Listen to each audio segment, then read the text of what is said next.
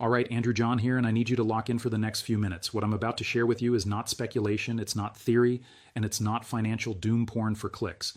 On January 27th, 2026, the National Association of Insurance Commissioners released data showing that insurer insolvencies increased 43% in the fourth quarter of 2025 compared to the same period in 2024.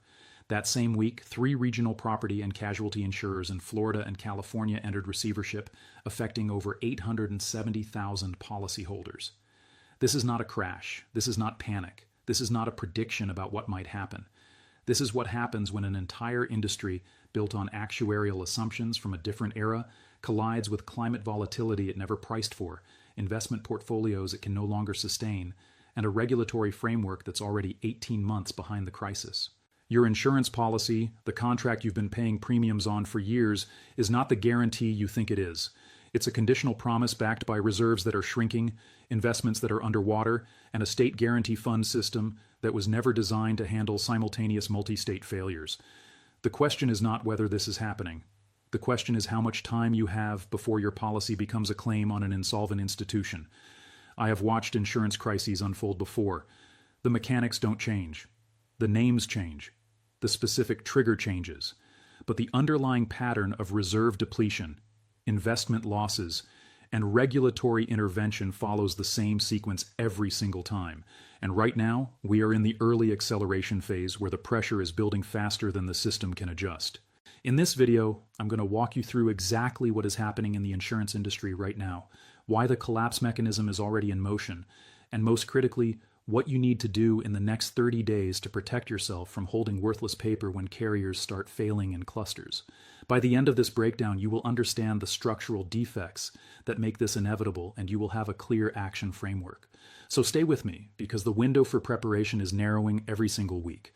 Let me start with the foundational framework you need to understand, because without this, the crisis looks random. It's not. It's systematic, and it's been building since 2018. Insurance companies operate on what's called the combined ratio. This is the ratio of claims paid plus operating expenses divided by premiums collected. If the combined ratio is below 100%, the insurer is profitable on underwriting. If it's above 100%, they're losing money on every policy they write. For the last decade, most property and casualty insurers in the United States have been running combined ratios above 100%. They've been losing money on underwriting, so how have they stayed solvent? Investment income. Insurance companies take your premiums and invest them primarily in bonds before they have to pay out claims. The returns on those bond portfolios have historically covered the underwriting losses and generated profit. But here's the problem. When interest rates were at zero for over a decade, insurers were forced into longer duration bonds to capture any yield at all. They loaded their portfolios with 10-year, 20-year, 30-year treasuries and corporate bonds paying 2% to 4%. Then in 2022 and 2023, the Federal Reserve raised rates aggressively. Bond prices collapsed. A bond paying 2% issued in 2020 is now worth 60 to 70 cents on the dollar because new bonds are paying 5% or more. Insurers are sitting on hundreds of billions in unrealized losses in their investment portfolios. At the same time, claims are accelerating. Hurricane losses in 2024 exceeded $120 billion, the second highest on record. Wildfire losses in California hit $38 billion. Hailstorms, flooding, and severe convective storms are happening with increasing frequency and severity. The actuarial models that insurers used to price policies 5 years ago assumed historical loss patterns. Those patterns no longer hold. Insurers are paying out claims at rates 30% to 50% higher than their models projected, and they cannot raise premiums fast enough to catch up because state regulators' cap rate increases. This is the squeeze. Rising claims, collapsing investment portfolios, and regulatory restrictions on pricing. The combined ratio for the property and casualty industry hit 108.3% in the third quarter of 2025. That means for every dollar collected in premiums, insurers are paying out 1.08 in claims and expenses. They are bleeding capital, and the only thing keeping them alive is the hope that investment returns will recover.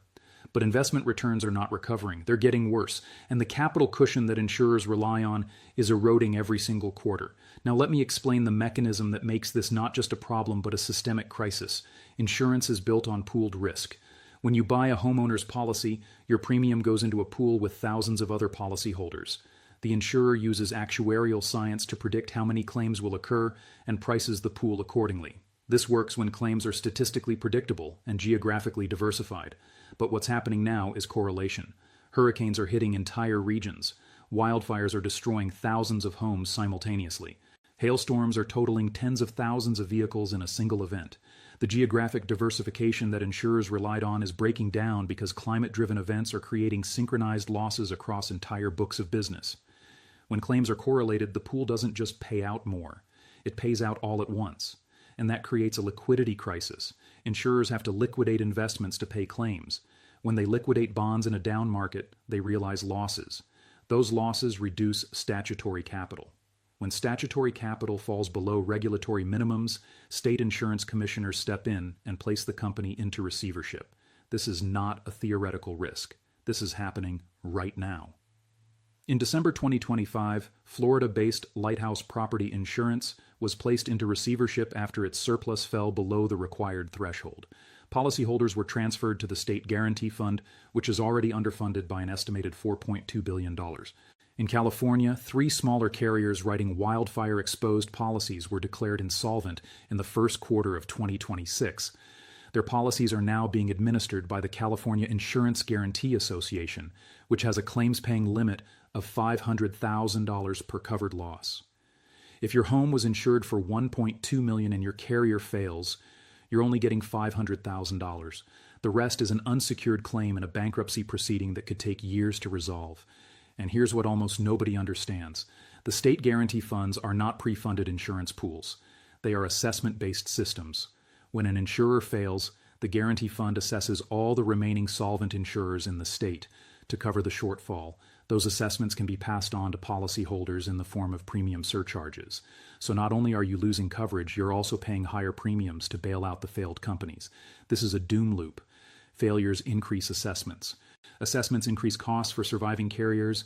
Higher costs reduce their profitability. Reduced profitability pushes more carriers toward insolvency, and the cycle accelerates. We are in the early stages of this cycle right now, and the velocity is increasing. Let me give you the historical context because this has happened before, and the warning signs are identical. In the mid-1980s, the insurance industry went through a crisis triggered by asbestos and environmental liability claims that insurers had never priced for. Between 1984 and 1986, over 60 property and casualty insurers became insolvent. The guarantee fund system was overwhelmed. Policyholders in multiple states faced coverage gaps and premium spikes of 300% to 500% for those who could even find coverage. The crisis forced a fundamental restructuring of the industry and led to the creation of residual market mechanisms, essentially government-backed insurers of last resort. Those mechanisms still exist today. In Florida, it's called Citizens Property Insurance Corporation. In California, it's the FAIR Plan. These are supposed to be temporary stopgaps for high-risk properties that can't find private coverage, but they've become massive. Citizens Property Insurance in Florida now covers over 1.3 million policies, with total exposure exceeding $600 billion. The FAIR Plan in California has grown 150% since 2020. These are not capitalized like private insurers. They're backed by assessment authority, meaning if they experience catastrophic losses, every policyholder in the state gets hit with a surcharge. The second historical parallel is the savings and loan crisis of the late 1980s and early 1990s. Over 1,000 thrift institutions failed because they were locked into low-rate, long-duration mortgages, while the cost of deposits skyrocketed as interest rates rose. The mismatch between assets and liabilities destroyed the industry. The federal government had to step in with a taxpayer-funded bailout that cost $132 billion. The insurance industry is facing the same asset-liability mismatch right now.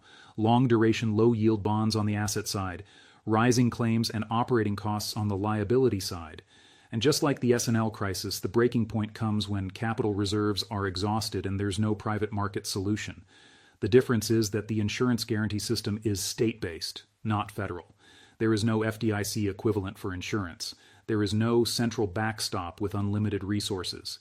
When the failures start happening in volume, the states will run out of capacity and policyholders will be left holding the bag.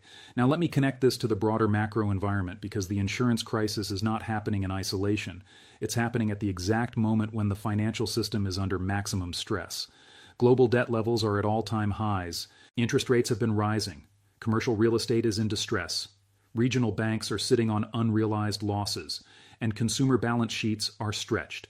Insurance companies are financial institutions. They hold massive bond portfolios.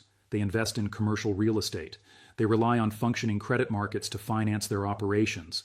When credit markets tighten, when bond portfolios lose value, when real estate markets freeze, insurers get hit from multiple directions simultaneously. We saw this in 2008. AIG, one of the largest insurers in the world, collapsed and required a $182 billion government bailout. The trigger was not traditional insurance losses. It was derivatives exposure and investment losses that wiped out capital. The lesson from 2008 is that insurance companies are systemically interconnected.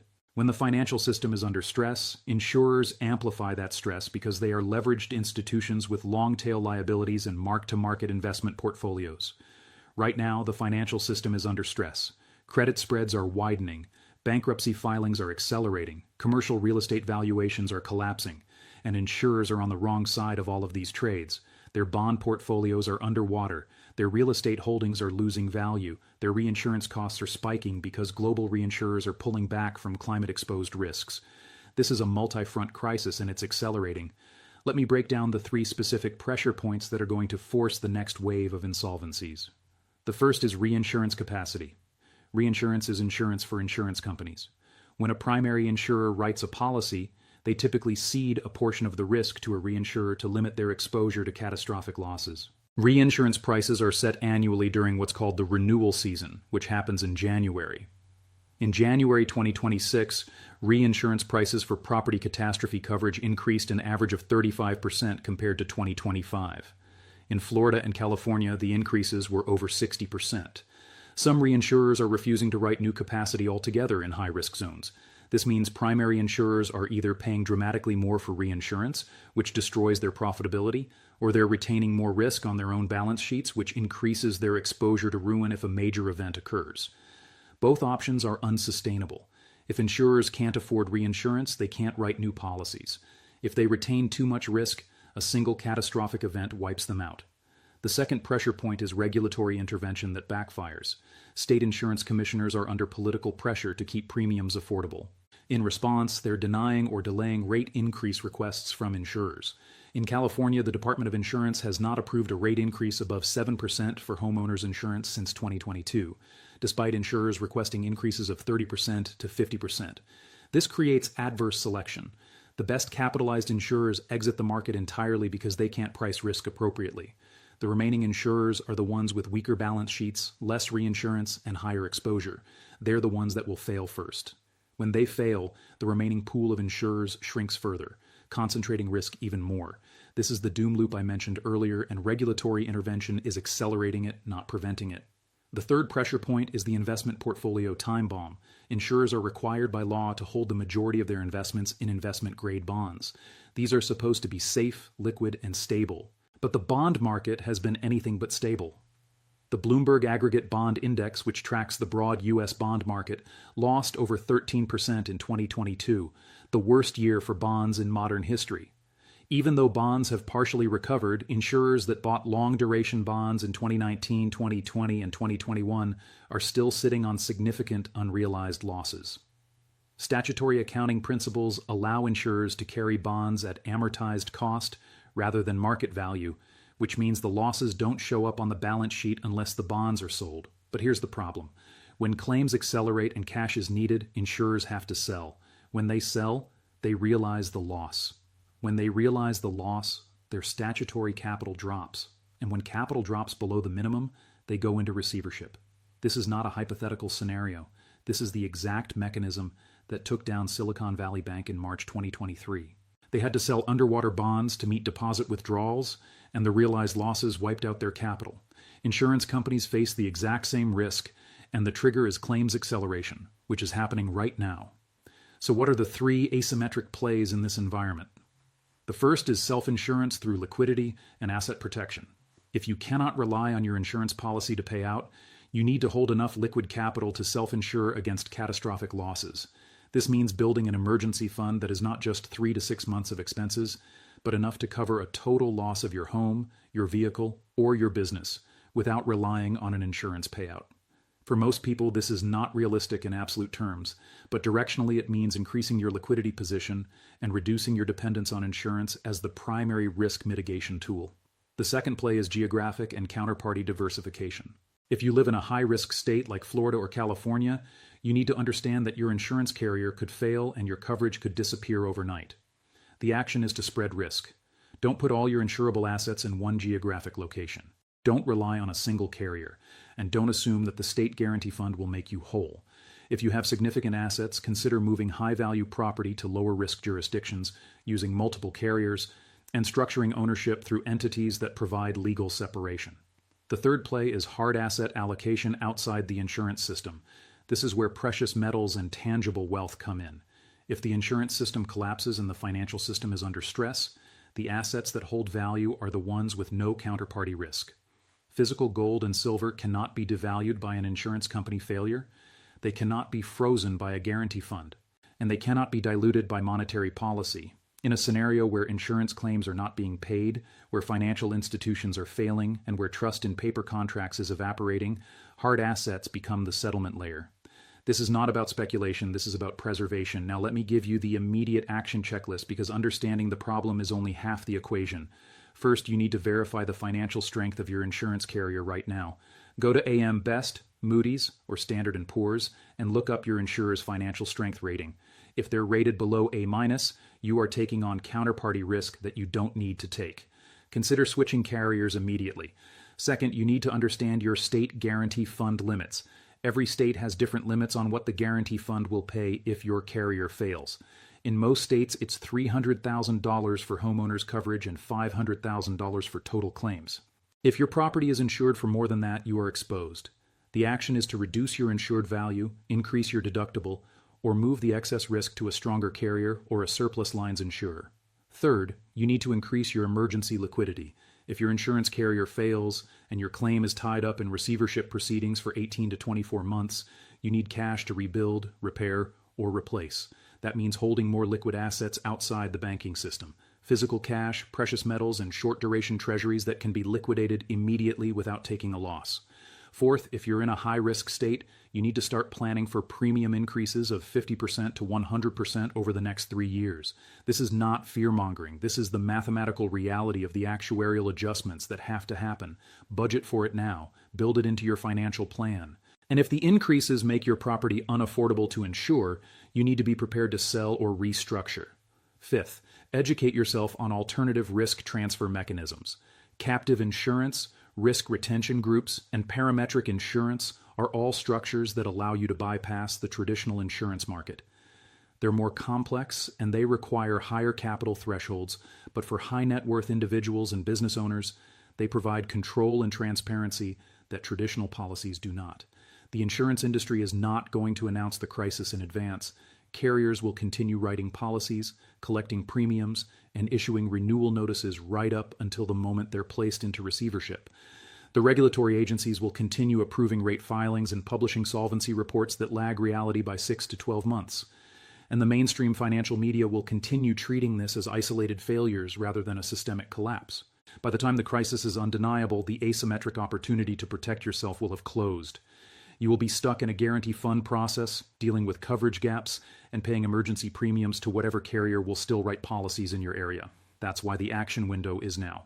Before the failures cluster, before the guarantee funds are overwhelmed, and before the political response creates even more dysfunction in the market. Here's the question I want you to answer in the comments because I want to understand where you stand. Do you know the financial strength rating of your current insurance carrier? And if your carrier failed tomorrow, do you have enough liquidity to cover your exposure while the guarantee fund processes your claim? Let me know, because the conversation we need to be having is not whether this crisis is coming. It's whether you're prepared for it when it arrives. And if you found this breakdown valuable, if it gave you a framework for understanding the structural defects in the insurance system and a clear action plan for protecting yourself, then I need you to do 2 things. First, smash that subscribe button and turn on notifications, because this channel is dedicated to connecting dots that the mainstream financial media will not touch. We go deep, we go early, and we focus on actionable intelligence. Second, share this video with anyone who owns property, runs a business, or relies on insurance as a risk management tool. They need to hear this. The crisis is not coming. The crisis is here. The insolvencies are happening. The investment portfolios are underwater. And the regulatory system is already behind the curve. The only question is whether you're going to recognize the warning signs and act while you still have optionality, or whether you're going to wait until your policy is a claim on an insolvent institution. Take action, stay informed, and I'll see you in the next one.